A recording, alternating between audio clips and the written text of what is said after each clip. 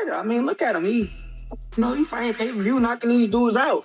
That don't take away the fact that I can beat this dude. It don't take away from the fact that this dude know he can't beat me. Send the contract over, or we send the contract to him.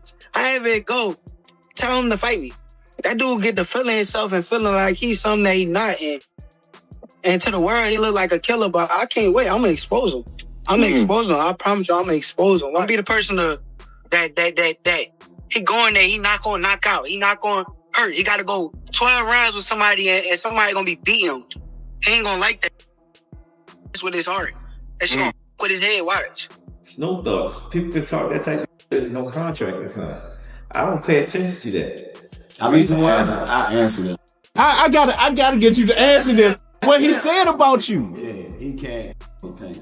My opinion. It's my opinion. Listen, all that sounds good right now, but when the fight is made and the fight about to happen, Tank is not playing this Murray map. He know what time that bell ring. 1 minute he on this side, 1 minute he is. So when that bell ring, Tank ain't playing this Murray map. Kenny Ellis and Calvin Ford just said something bold. Shakur Stevenson cannot control Gervonta Davis. Not a chance. And they are not backing down from that statement. Kenny Ellis and Calvin Ford reject the idea that Shakur Stevenson can control or break down Gervonta Davis, insisting Davis won't be dragged into anyone's game plan. I really think he's not gonna get touched. Sound like if he don't get touched, I'll never ever train fighters again. I ain't seen him fight nobody that was a killer already. And everybody he fought touch school. Everybody he fought touch. Let's really look at when you talk about them guys. Who did they fight was that next to killer? You know what I'm saying?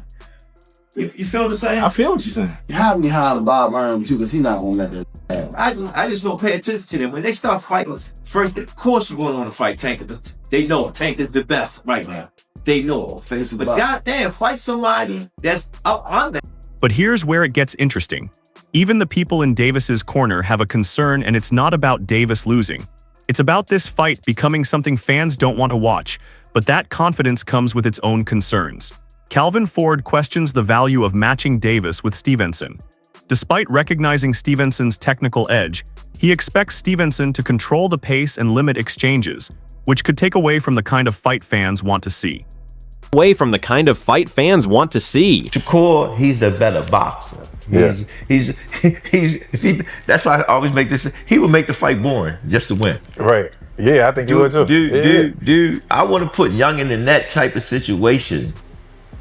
You know what I'm saying? If it doesn't make sense. Because fans come to see what? A fight. Let's go look at Oscar De La Hoya stepped in and said something that silenced the room. He didn't just respect Davis. He called him an elite-level machine who shows up in peak condition every single time. Another contrasting take comes into focus as Oscar De La Hoya views Davis as a relentless elite-level fighter built on discipline and serious preparation. He believes Davis enters every fight in peak condition, making him a constant threat inside the ring. Gervonta Davis is, to say the least, he's a beast. He really is.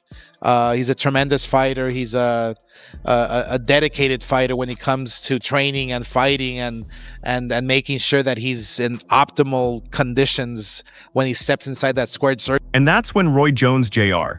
dropped a word that changed the whole conversation. He said Davis will have to gamble, one word, and suddenly this matchup looks completely different. Shakur Stevenson is going to be a problem for anybody because of that back foot game. He has an awesome back foot game.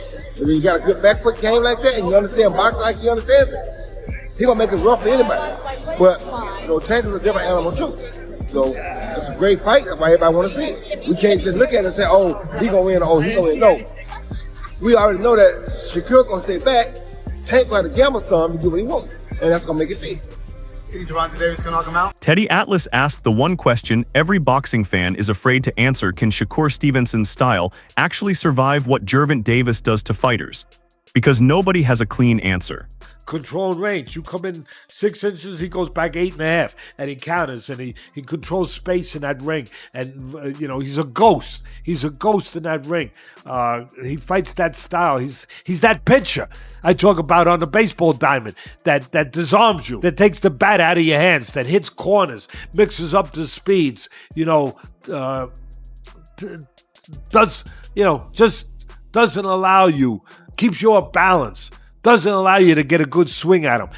Could he do that with Tank Davis, who's patient, who's deliberate, who knows how to hunt you down, who knows how to shrink a ring, who knows how to properly apply pressure without leaving himself wide open, who knows how to use a jab to get it, who knows how to go to the body to take some of the legs away, take some of the air out of the tires. Greg Hackett looked at both fighters and said this one brings knockout danger, the other brings pure precision. And he believes neither side has a clear advantage. This fight is perfectly balanced. But then experience stepped into the conversation.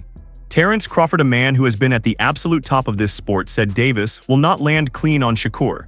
And when Crawford says that, you have to stop and listen. Shakur is a different fighter. You know, Shakur is different. You know, people may call him boring. People may say he can't punch. But they say the same thing about Floyd. Because they defensive fighters. Yeah. Tank is not going to be able to hit Shakur like he hit everybody else. And he know that.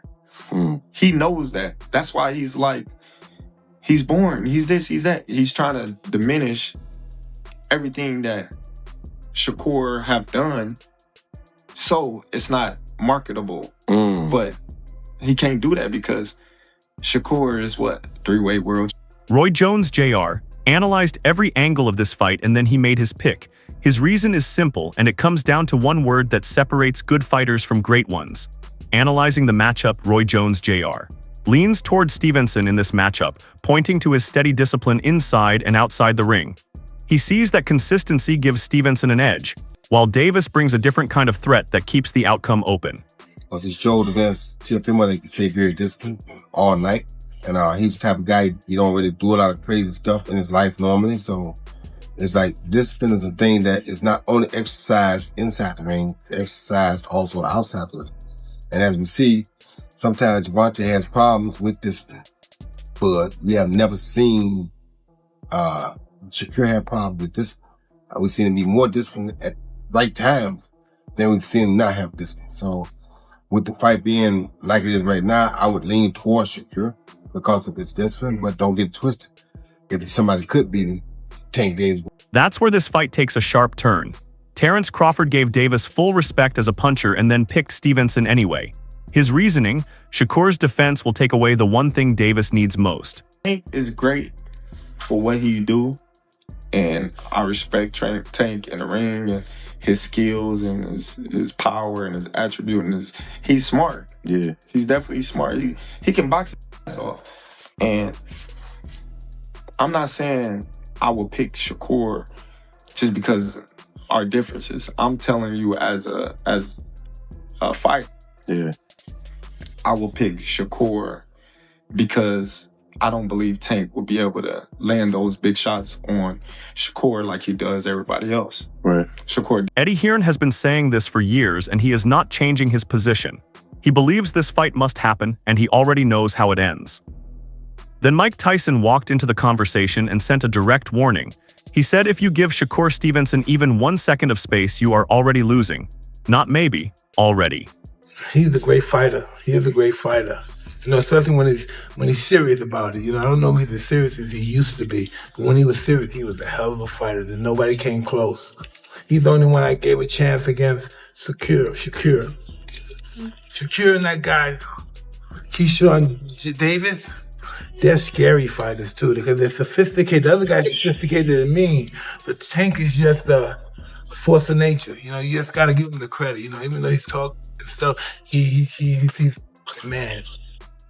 The way that he move is goofy to me. Like it's some weird. So like, I really don't like speaking on him, but like, if anybody got issues with me or feel some type of way about me, you could come see me on fight night and resolve every issue that you got. Who have Shakur? What have Shakur done? What have he done in the sport? He haven't done nothing. The young one is looking more better than him. Who that? The Keyshawn. Keyshawn looking way more better than this. So I keep screaming his name. He haven't done nothing. Keyshawn haven't even done nothing. So what do you say to those who Y'all might keep be saying his afraid? name for? Tyson then said something that very few people are willing to say out loud. He said you have to be sophisticated, really sophisticated to even compete with Shakur. And the moment you stop and look at him, it is already over. Once they step into the ring, there is nowhere to hide and one approach will break while the other takes over.